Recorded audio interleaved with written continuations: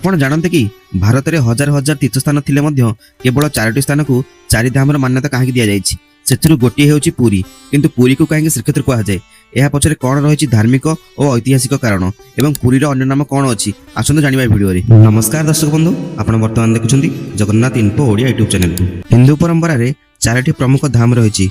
भारत मानचित्र उत्तर में बद्रीनाथ, पश्चिम में द्वारका, दक्षिण में रामेश्वरम एवं पूर्व में पुरी। परंपरा अनुसार ये 4 धाम यात्रा मनुष्यर आध्यात्मिक जीवन को पूर्ण करे।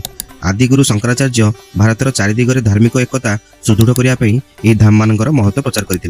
वीडियो सर्वप्रथम देखा चाहते चैनल को सब्सक्राइब कर बेल आइकन दबा दिंतु जो प्रकार जेकोसी वीडियो अपलोड हेले सर्वप्रथम आपन पारे पहुंच परिबो। ताहले पुरी को कहीं 4 धाम अंतर्भुक्त करागला। पुरीर कौन विशेषता रही? पुरी रे विराजमान अछंती जगन्नाथ महाप्रभु जी वैष्णव परंपरा रे विष्णु बा कृष्ण सार्वजनीन रूप भाव पूजित होउछंती। एठारे केवल जगन्नाथ नुहे बलभद्र और सुभद्रा एक संगे पूजा हुए। यह विश्वर एक अन्य परंपरा। पुराण रे एही क्षेत्र को मोक्षदायक तीर्थ बोली वर्णना कराई। पुरी को कहीं श्रीक्षेत्र बोली कहा जाए। श्री अर्थ केवल धन नुहे, यह मंगल, समृद्धि, ऐश्वर्य माँ लक्ष्मी प्रतीक को बुझाई थाए। पुराण और मंदिर परंपरा अनुसार माँ लक्ष्मी यही क्षेत्र अधिष्ठात्री देवी, तेणु यह श्रीक्षेत्र बोली कहा थाए। श्रीमंदिर रे माँ लक्ष्मी स्वतंत्र मंदिर अच्छी एवं जगन्नाथ संस्कृति रे तांको भूमिका अत्यंत विशेष।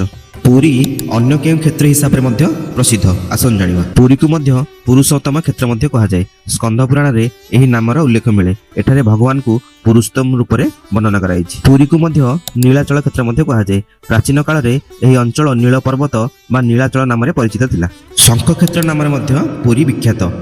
धार्मिक परंपरा अनुसार पुरीर पवित्र क्षेत्रर सीमा शंख आकृतिर बोली यह शंख क्षेत्र कहुए।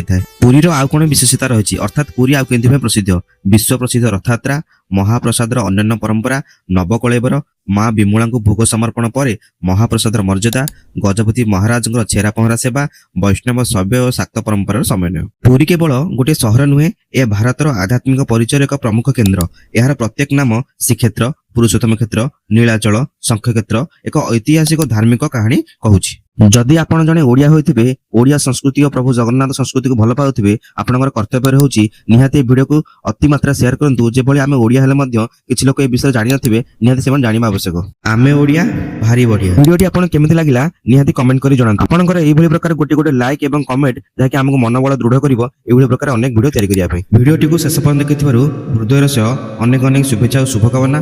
प्रभु जगन्नाथ आपनकर जीवन को सीमित करंतु।